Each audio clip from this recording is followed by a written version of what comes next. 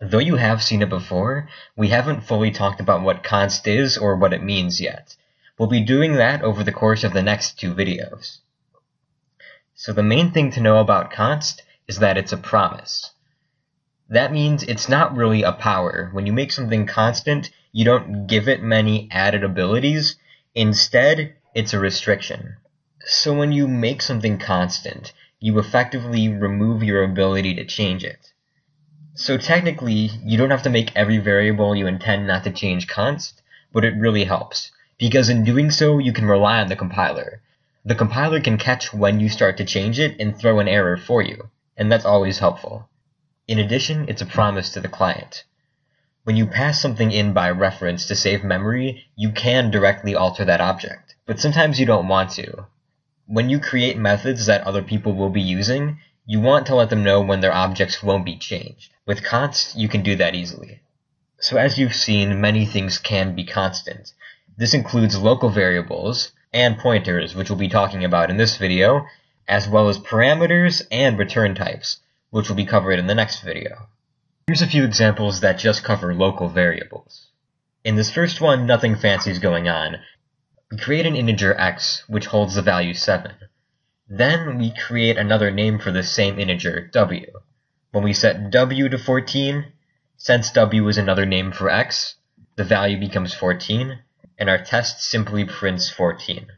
This example is a little more complicated. What do you think the output of x is?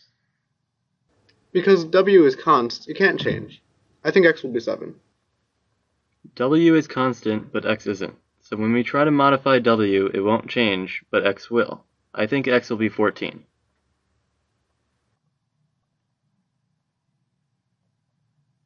The answer is that this is kind of a trick question. The output is an error. The code doesn't compile because we try to assign to a read-only variable. What does that mean? Well, like before, we create an integer x with the value 7. We then give it another name, w, except for this time, that name is constant, so we cannot modify this variable through w, which means when we try to, we get an error. Let's see what happens in this third example. We create the integer x, which is 7. Then we give it another name, which is a constant, which means we cannot modify it through w. So then what happens when we try to modify this integer through its name x? The answer is it works. And this is where things really get tricky. You need to know every access point for your variables if you want to make sure you can't change them in any capacity. Now we're going to start talking about pointers in relation to const. And we're going to start getting some confusing things. And the question is, what do these things mean and how are they different? The rule of thumb is, if you ever get stuck, read them backwards. So let's take a look at what that means. With const int asterisk, you have a pointer to an integer constant. With int star const, you have a constant pointer to an integer. And finally, with int const star, you have a pointer to a constant integer. What's the difference between const int and int const? That's a good question. They both actually represent the same thing. A pointer to an integer constant or a constant integer is just a difference in syntax that has no fundamental difference in the code. So let's practice what we learned on the last slide.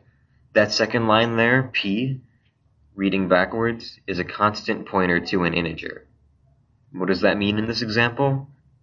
So we have an integer valued 9, and then we have p that points to y. The const factor on p means the pointer can't change. So what does the const modifier mean for p?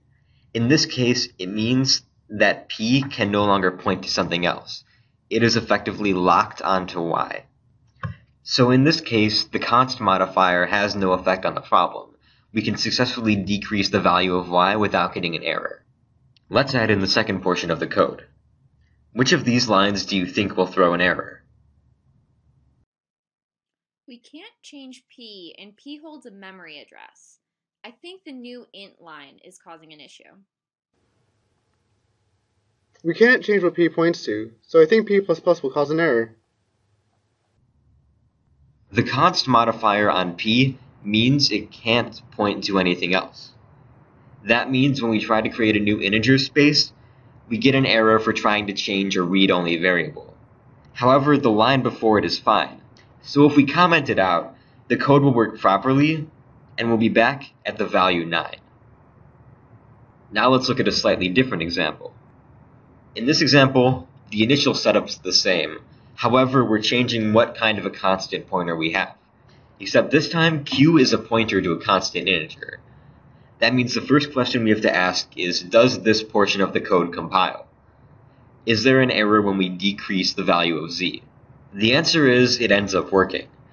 This is because when we make q const, normally we can change the value that a pointer points to. However, in making q const, we sacrifice that ability. So when we run the test, we get the value 41. Let's add in the second portion of the code. And this time, it's the first line that throws an error. We are no longer able to change the value of q through the handle q. However, q can still point to something else. If we get rid of that line of code, our code will compile. We can change what q points to, and that means our final test will print out those values. This is the case where a constant pointer really becomes useful. With z, we were able to change it because we had a direct access to it. Z is a named variable on the stack, and it wasn't made const. However, with this heap variable, we aren't able to change it. There is no other name to access it with at this point, and so trying to change it through q, which is currently the only way to change it, would throw an error. How can you block both types of data manipulation for the same pointer? There is a way to protect yourself from both kinds of data manipulation, and the answer is pretty intuitive. We see it in this example. You can make something const twice. B is a constant pointer to an integer constant, which is once again the same thing as a constant pointer to a constant integer. The only thing different is the syntax. So in this example, B still points to A, but it has both the locking properties of the previous two examples combined. We cannot change A through B, and we cannot change what B is pointing to.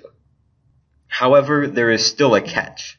Once again, because A is on the stack, it has an inherent way of being accessed other than just through B, which means the value that gets printed is actually 9. But if we wanted to prevent changing the value of A completely, we would have to throw a const in front of its declaration. Then this line would throw an error. Const can be tricky, but const is definitely useful. You can lean on the compiler when it comes to making sure your code does what you want it to, and as well, you can make promises to your clients. We've only started covering some of the uses of const with pointers and local variables. In the next video, we'll start talking about method parameters and return types.